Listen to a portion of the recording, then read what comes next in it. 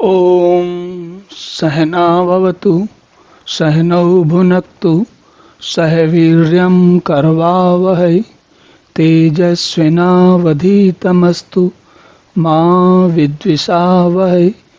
ओम शांति शांति शांति। हरि ओम। तो हमने पिछले श्लोक में देखा कि भगवान ने बहुत स्पष्ट शब्दों में बताया कि भाई कर्म, जो सकाम कर्म की बुद्धि और ऐसी बुद्धि जो कि समत्व भाव में रहती है, उन दोनों में क्या अंतर है। अब इसके बाद अगले श्लोक में देखिए, हमें बार बार याद रखना चाहिए समझने के लिए कि आज के समय के व्यक्ति का जीवन और अर्जुन के समय का, या महर्षि व्यास ने जब लिखा और उसके भी पहले का समय, उन दोनों में जो वातावरण है, जो पर्यावरण है, जो परिस्थितियां हैं मनुष्य की, जो उसकी अवस्थाएं हैं, उनमें बहुत अंतर है। पहले कुछ और था, आज बहुत कुछ और है। अब ये बात क्यों मैंने कही, देखिए इसको सुनते हैं, इसको आगे अगला श्लोक देखते हैं तो आपको बात समझ में आएगी। भगवान कहते हैं बुद्धि युक्तो जाहाति है उभे सुकृत दुष्कृते तस्माद्योगाय युज्यस्व योगः कर्मसु कौशलम। अब ये जो योगः कर्मसु कौशलम है, ये आपने फिर से कई जगह, आजकल तो पिछले कुछ, जब से भारतीय जनता पार्टी की सरकार आई तो ये और बहुत जगह लिखा हुआ देखा होगा आपने। पहले भी कई, मुझे कम से कम 35-40 साल पहले की अच्छी तरीके से याद है कि वो कई जगह ये पढ़ने में आता था। तो और मेरी आयु से उसका कोई ज़्यादा संबंध नहीं है, बहुत पहले से लिखा जा रहा है ये सब चीज़ें। क्या है योगः कर्मसु कौशलम, योग जो है कर्म का कौशल है। ये क्या बात हुई, ये किस, इसमें भगवान क्या कह रहे हैं। तो भगवान जरा इसको अब ऊपर देखते हैं, बुद्धि युक्तो जहाति है।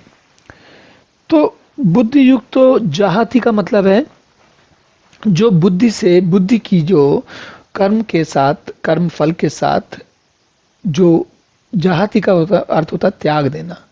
तो जो कर्म के फल से जो अटैचमेंट या जो संग है उसे त्याग कर देता है, उसे वो व्यक्ति उभय, उभय मतलब दोनों प्रकार का उभय होता है ना, इसे उभय कहते हैं जो अंदर भी है बाहर भी है।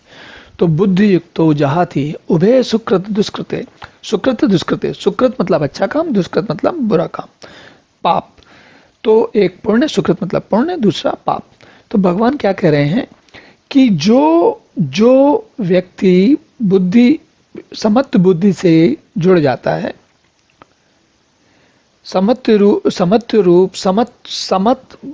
बुद्धि क्या है, समत्व बुद्धि का अर्थ है समभाव वाली बुद्धि। किसमें समभाव, समभाव मतलब सफलता और असफलता में समभाव, या जो चीज अच्छी लगे या जो चीज अच्छी ना लगे उनमें समभाव।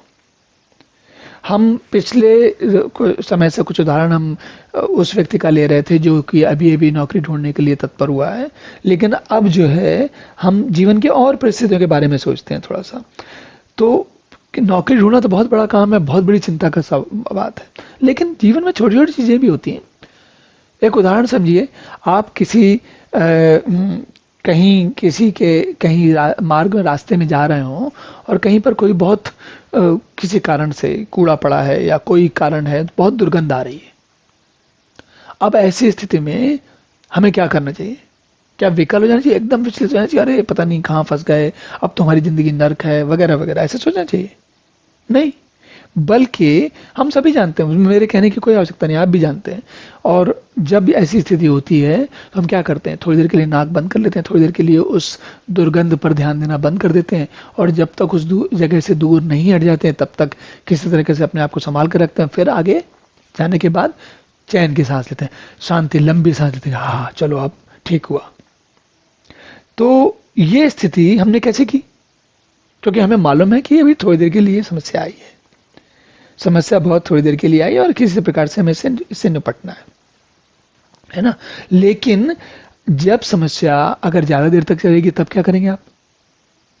थोड़ी देर के लिए तो हम सांस रोक लेंगे, लेकिन सांस ऐसा तो है नहीं कि जिंदगी भर के लिए रोक सकते हैं। तो भगवान क्या कह रहे हैं, भगवान ये कह रहे हैं कि जो स्थिति है समबुद्धि हमारी हर परिस्थिति में होनी चाहिए। और इसमें एक बड़ी मजेदार बात कही भगवान ने, क्या कहते हैं, वह पुरुष पुण्य और पाप दोनों को इसी लोक में त्याग देता है। ये पुण्य और पाप की बात क्यों आ गई? पुण्य और पाप की बात इसलिए आई क्योंकि अर्जुन जो है वो अपने प्रियजनों की मृत्यु का कारण बनने वाले हैं। अब आप सोचिए, हम डेलिबरेटली जान के किसी को मारेंगे, वो भी अपने किसी मित्र को, अपने सहृदय को, अपने परिवार के किसी व्यक्ति को, तो हमें क्या लगेगा, पाप या पुण्य? स्वाभाविक है, हमें ऐसा लगेगा कि हम पाप करने वाले।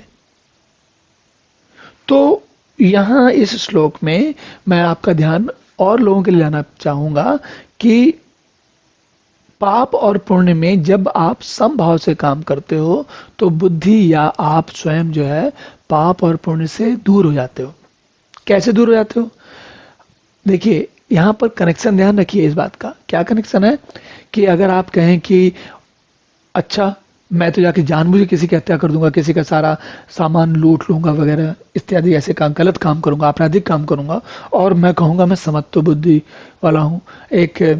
एक थोड़े दिन पहले, कुछ साल पहले, 10-15 साल पहले, एक बड़े नामी जो बहुत प्रसिद्ध हैं फिल्मी कलाकार, उनकी एक फिल्म आई थी। उसमें वो किसी दूसरे व्यक्ति को मारते जाते हैं और कहते हैं मैं गीता पढ़ी हुई मैंने। तो यहाँ देखिए, दुरुपयोग करने के लिए व्यक्ति किसी बात का सहारा ले सकता है, लेकिन भगवान ने इसीलिए पहले क्वालिफायर बताया था, पहले ही समझाया था 2 श्लोक पहले कि करने योग्य कर्म। गीता उस कर्म में नहीं लगाई जाती जिसमें कि करने योग्य कर्म नहीं। वहां भगवान तो कह रहे हैं अर्जुन को कि दुर्योधन को छोड़ो ही मत, क्योंकि दुर्योधन करने योग्य कर्म नहीं कर रहा। जब करने योग्य कर्म नहीं कर रहा है तो बस फिर तो वही स्थिति है जो होनी चाहिए। तो हमें यहाँ पर भगवान बिल्कुल साफ साफ बताते हैं क्या, कि कर्म में, जब आप कर्म में जो कार्य कर रहे हो, और जो कार्य और कर्म है इन दोनों में क्या अंतर है, इसके बारे में भी कभी आगे चल के हम चर्चा करेंगे।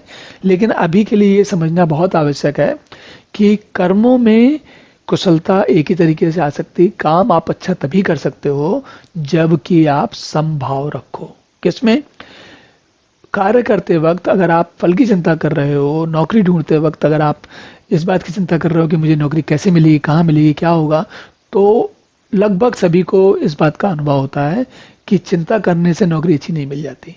प्रयास जिस बात का सही तरीके से किया जाता है तब नौकरी सही मिलती है। चलिए अब अगला श्लोक देखते हैं। ओम पूर्णमदः पूर्णमिदं पूर्णात् पूर्णमुदच्यते पूर्णस्य पूर्णमादाय पूर्णमेवावशिष्यते। ओम शांति शांति शांति।